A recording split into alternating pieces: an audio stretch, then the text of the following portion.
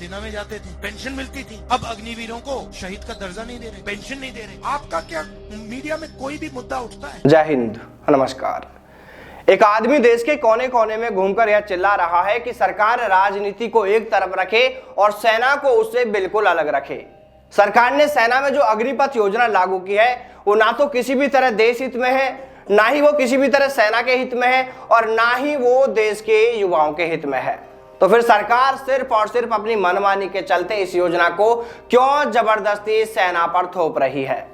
देखिए, जिस वक्त इस अग्निपथ योजना को लागू किया गया था उस वक्त के सेना प्रमुख रहे जनरल एमएम नरवणे खुद अपनी किताब में यह कह चुके हैं कि इस योजना के बारे में सुनकर सेना पूरी तरह चौंक गई थी, यानी उन्हें इसके बारे में जानकारी नहीं थी। वहीं बात करें वायुसेना और नौसेना के लिए तो फिर यह योजना बहुत ही ज्यादा चौंकाने वाली थी, यानी सेना और सेना अध्यक्ष तक को इस योजना के बारे में जानकारी नहीं थी। सिर्फ सरकार के दफ्तर में बैठकर कुछ लोगों ने यह योजना बना दी गई और इसे सेना के ऊपर थोप दिया गया और बाद में इसे सेना के अधिकारियों से ही लागू भी करवा दिया गया। देखिए, वैसे इस योजना और इससे भविष्य में होने वाले खतरे को लेकर अधिकतर लोगों को कोई लेना देना नहीं है। अगर आज इसको लेकर कोई बोल रहा है, बात कर रहा है, तो वो एक तो वो युवा है जो सीधा सीधा इससे प्रभावित हुए हैं और दूसरी ओर विपक्ष की भूमिका निभा रहे कांग्रेस नेता राहुल गांधी इसको लेकर लगातार आवाज उठा रहे हैं। पूरे देश और देश के मीडिया से वो लगातार इसको लेकर सवाल कर रहे हैं कि आखिरकार कोई भी इस योजना पर बोलने को क्यों तैयार नहीं है, मीडिया क्यों इस मामले पर चुप्पी साध रहा है। अगर सरकार को लगता है कि इस योजना को अगर वो वापस करती है तो इससे सरकार की किरकिरी होती है, तो बेशक इस योजना को वापस ना लिया जाए, लेकिन इस योजना में जो जरूरी बदलाव हैं वो हर हाल में समय रहते कर लिए जाए। देखिए, जिस तरह एक परमानेंट यानी एक स्थायी सैनिक को शहीद होने पर शहीद का दर्जा दिया जाता है, परिवार को पेंशन, सहायता राशि सहित अन्य वो तमाम लाभ दिए जाते हैं, उसी तरह एक अग्निवीर को भी शहीद होने पर उसे वो तमाम लाभ दिए जाने चाहिए जो एक स्थायी सैनिक को दिए जाते हैं। क्योंकि देखिए दोस्तों, चाहे अग्निवीर वीरगति को प्राप्त हो या फिर स्थायी सैनिक, दोनों ही वतन के लिए जान देते हैं, दोनों ही एक जैसी ड्यूटी करते हैं, इसलिए शहीद होने पर जो लाभ दिए जाते हैं वो भी दोनों को एक समान दिए जाने चाहिए।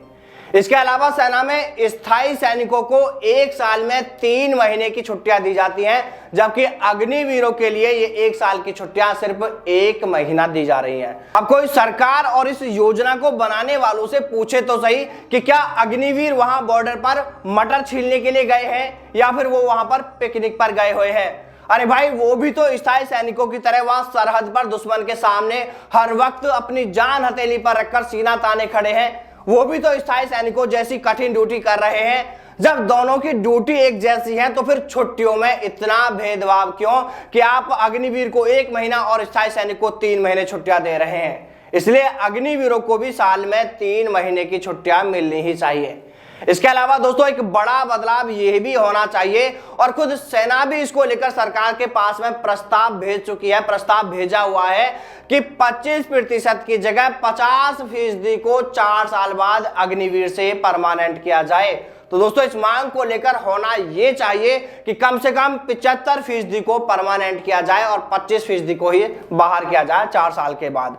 हालांकि होना तो दोस्तों ये भी चाहिए कि अग्निवीरों का जो बैच अभी अपनी ड्यूटी कर रहा है, जो सैन्य वहां पर ड्यूटी कर रहे हैं, उनकी जो परफॉर्मेंस रिपोर्ट बनाई जा रही है जिसके आधार पर वो 4 साल के बाद में परमानेंट होंगे, वो रिपोर्ट किस आधार पर तैयार की जा रही है उसे भी पूरी तरह पारदर्शी रखा जाना चाहिए, ताकि कल को यह सवाल ना उठे कि अफसरों ने अपने चहेतों की परफॉर्मेंस रिपोर्ट अच्छी बना दी और दूसरे जवानों को भर्ती से बाहर कर दिया।